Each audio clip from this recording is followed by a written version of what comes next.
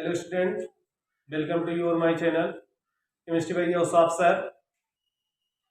Class 11th में आपको second part में यस ब्लॉक एलिमेंट में बताए थे क्षार धातु के सामान्य लक्षण। आइए इसी के ऊपर आज चर्चा करते हैं। फिर से थोड़ा सा देखा जाए कि जो इसकी फिजिकल स्टेट है, जो भौतिक अवस्था होती है, भौतिक अवस्था कौन कौन सी है क्षार धातु की।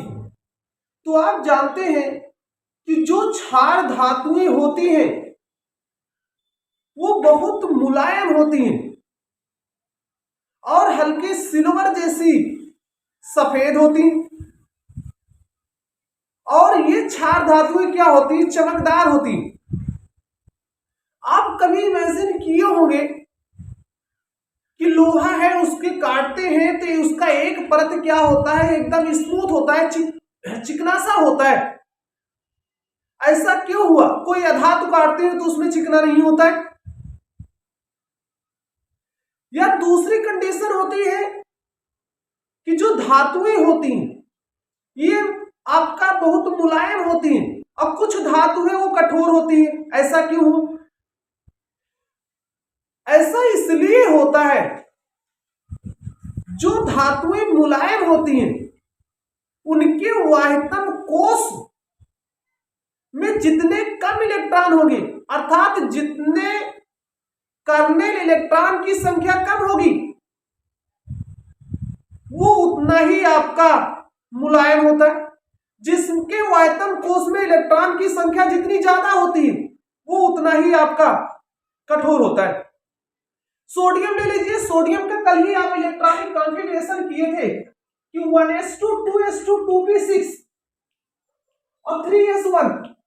अब यहां पे अगर हम बात करें तो outer most orbital this is known as valence shell. वाहितम कोश में उपस्थित इलेक्ट्रॉन की संख्या ही उसकी क्या कहलाती है, संयोजकता कहलाती है। The outer most orbital this is known as valence shell. वाहितम कोश में उपस्थित इलेक्ट्रॉन की संख्या ही उसकी संयोजकता कहलाती है। तो यहाँ पे संयोजकता सोडियम की कितनी है? वाहितम कोश में एक इलेक्ट्रॉन उपस्थित है, इसलिए इसकी संयोजकता कितनी हो गई? एक हो गई। यहां पे कर्नेल इलेक्ट्रॉन की हम बात करें तो कर्नेल इलेक्ट्रॉन की संख्या एक है, इसलिए सोडियम क्या होता है? बहुत मुलायम होता है। ये क्या होगा? मुलायम होगा। अब इसको आप बहुत आसानी के साथ हाथों से तोड़ सकते हैं और इसको आप ओवन चाकू से काट भी सकते हैं। लेकिन अगर यहीं पे हम लोहा ले लें, आयरन ले लें, इसका एटॉमिक नंबर 26 होता है, तो 1s2 2s2 2p6 2p6 3s2 3p6 4s, यहां पे देखा जाए 4s2 और 3d6 3d6। यहां पे द आउटर मोस्ट ऑर्बिटल, आप अकॉर्डिंग संयोजकता की परिभाषा डेफिनेशन जानते हैं कि the outer most orbital this is known as valence shell. उसके वाहितम कोश में उपस्थित इलेक्ट्रॉन की संख्या क्या होती है? संयोजकता होती है। लेकिन जो ये आपका आयरन है ये डी ब्लॉक का एलिमेंट होता है। जो डी ब्लॉक के एलिमेंट है वो क्या करते हैं? एक्सचेंज बैलेंसेस शो करते हैं, परिवर्तित संयोजकता प्रदर्शित करते हैं। इसलिए आयरन आपका Fe की जो संयोजकता होती वो 2 और 3 भी होती। अगर 2 होता है जिसकी बैलेंसी कम होती है उसमें आप अस लगाते हैं, और जिसकी बैलेंसी ज्यादा होती है उसमें आप इक लगाते हैं। इसी तरीके से आप कंपाउंड देखे होंगे FeCl2 और FeCl3, इसका नाम फेरस क्लोराइड, इसका नाम फेरिक क्लोराइड, क्योंकि यहां ये Fe की बैलेंसी 3 है और यहां Fe की बैलेंसी 2। अब इसके वाहितम कोश में 6 इलेक्ट्रॉन है, कर्नेल इलेक्ट्रॉन की संख्या ज्यादा है, और जब कर्नेल इलेक्ट्रॉन की संख्या ज्यादा है तो ये आयरन जो होगा वो क्या होगा? कठोर होगा। तो आपको हम बताएं कि क्षार धातु की जो सामान्य लक्षण है, पहला नंबर आपका है भौतिक अवस्था पे, तो क्षार धातुएं मुलायम होती हैं, ये हल्की सिल्वर जैसी सफेद होती हैं। तीसरा पॉइंट आपका होता है कि क्षार धातु जो होती है चमकदार होती है। चौथा पॉइंट है कि सभी क्षार धातुएं ठोस अवस्था में बीसीसी संरचना प्रदर्शित करते हैं। सभी क्षार धातुएं ठोस अवस्था में बीसीसी संरचना प्रदर्शित करते हैं। अब बीसीसी क्या चीज है? बीसीसी आपका होता है काय केंद्रित, बीसीसी आपका होता है काय केंद्रित एकक सेल, काय केंद्रित एकक सेल, एकक सेल। अब काय केंद्रित एकक सेल, काय केंद्रित एकक सेल क्या है कि इसके लिए आपको एक घन बना लीजिए, ये घन है आपका। यहां पे क्या होता है कि अवयवीय कण क्या है कि परमाणु अणु या आयन, तो घन के प्रत्येक कोनों पर, घन के प्रत्येक कोनों पे, घर में कोनों की संख्या कितनी होती है, 8 कोना, 8 हो गए, और एक कण आपका उसके केंद्र पर। इसकी डिफिनेशन होती है बीसीसी की, वह इकाई सेल जिनमें अवयवीय कण घन के प्रत्येक कोनों पर और ये आपका अवयवीय कण घन के प्रत्येक कोनों पर और एक कण उसके अंतः केंद्र पर स्थित होते हैं, जिसे काय केंद्रित एकक सेल कहते हैं। और काय केंद्रित एकक सेल में जो परमाणुओं की संख्या होती है वो 2 होती है, क्योंकि जो परमाणु की संख्या अगर यहां से हम बात करें तो 1/8 गुणे 8 प्लस कितने हैं, 1 है। एक घन में जो बॉडी सेंटर होता है हमेशा 1 होता है, यहाँ पे आपका एक आएगा, दोनों जोड़ लेंगे आप तो कितना मिल जाएगा, 2। तो यहाँ पे जो परमाणु की संख्या होती है वो आपकी 2 होती है। फिर अगला पॉइंट चलते हैं, इसका आपका जो गलनांक और क्वथनांक है,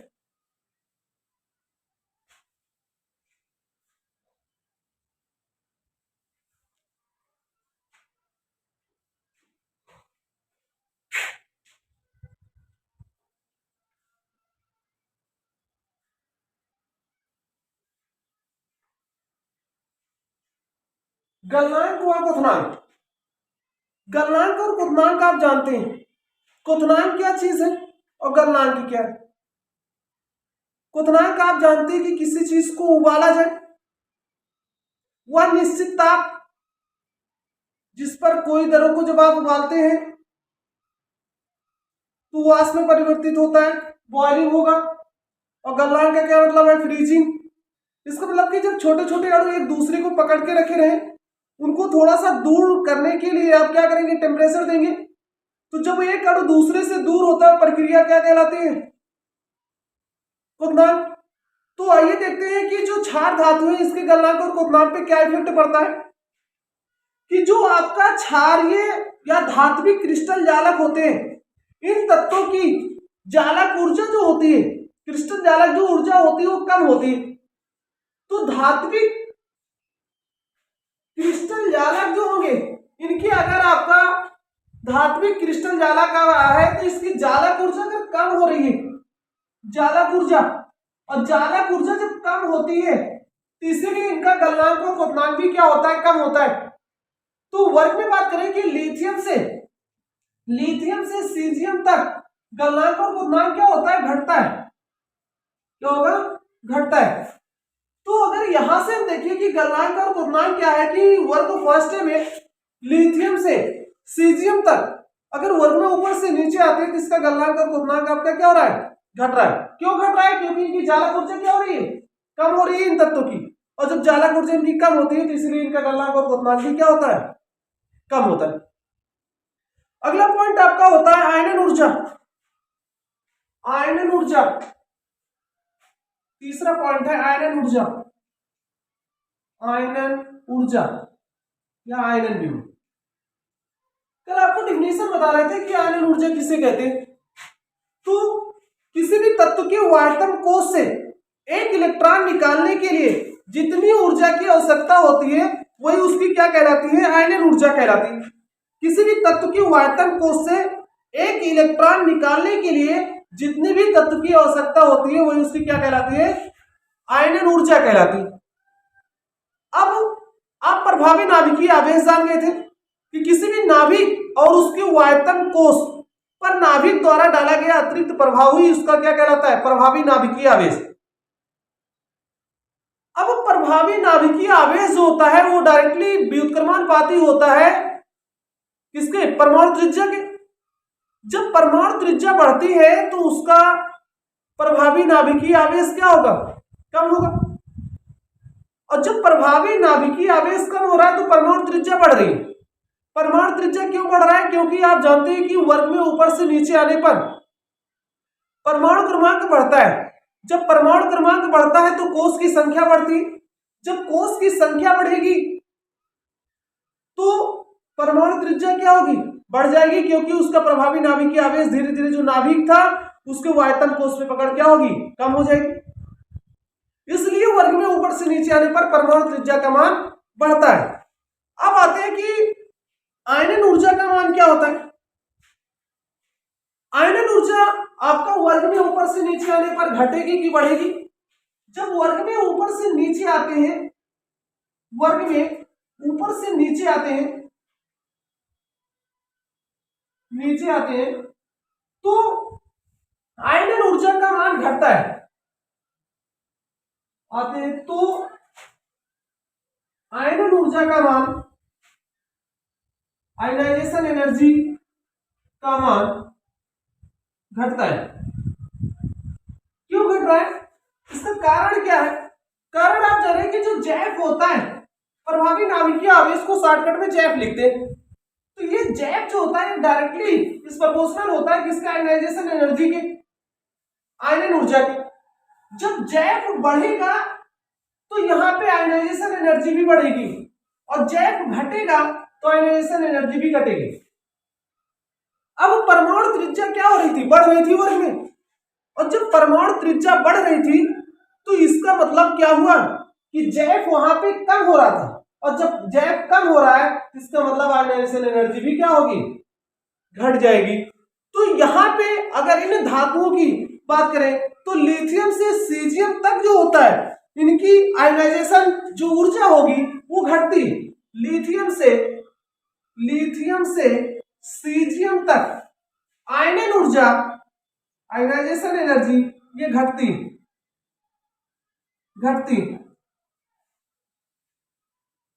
धन विद्युतीय लक्षण, अब जानते हैं कि धन विद्युतीय लक्षण, कोई भी क्षार धातु होती है सभी क्या होती है, धनायन होती है। धनायन कब होगा कि जब ये अपने वायतन कोष से इलेक्ट्रॉन बहुत आसानी के साथ क्या कर दे, दान कर दे। अब इलेक्ट्रॉन दान क्यों करती हैं कि आयनन ऊर्जा कम होने के कारण क्षार धातुओं वायतन कोष से एक इलेक्ट्रॉन क्या करते हैं, कम कर देते हैं। आप जानते हैं कि क्षार धातुएं इलेक्ट्रॉन को डोनेट कर रही, क्यों कर रही है, क्योंकि इनकी आयनन ऊर्जा कम है, और जब आयनन ऊर्जा कम होगी तो ये धातुएं अपने वायतन कोष से एक इलेक्ट्रॉन बहुत आसानी के साथ क्या करते हैं, दान कर देते हैं। और जब धातुएं जो इलेक्ट्रॉन का दान करती हैं, जितने इलेक्ट्रॉन का दान करेंगी उतना ही उस धातु के ऊपर क्या होता है, पॉजिटिव चार्ज आएगा। जितना इलेक्ट्रॉन एक्सेप्ट करता है उतना ही उसके ऊपर नेगेटिव चार्ज आता है। तो धातु तो इलेक्ट्रॉन को एक्सेप्ट करता नहीं, क्यों, क्योंकि उनकी आयनाइजेशन एनर्जी क्या हो रही है, आयनन ऊर्जा कम हो रही।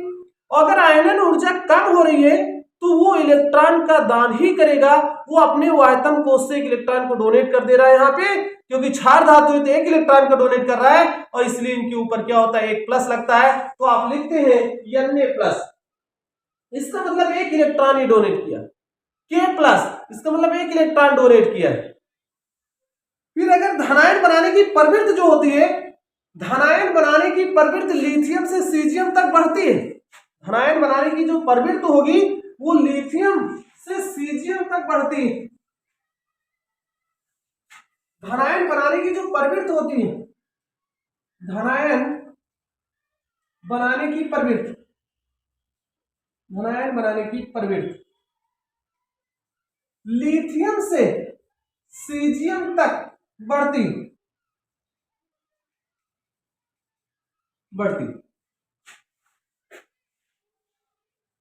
आपको नेक्स्ट वीडियो में इसके आगे आपको मिलेगा इसका जो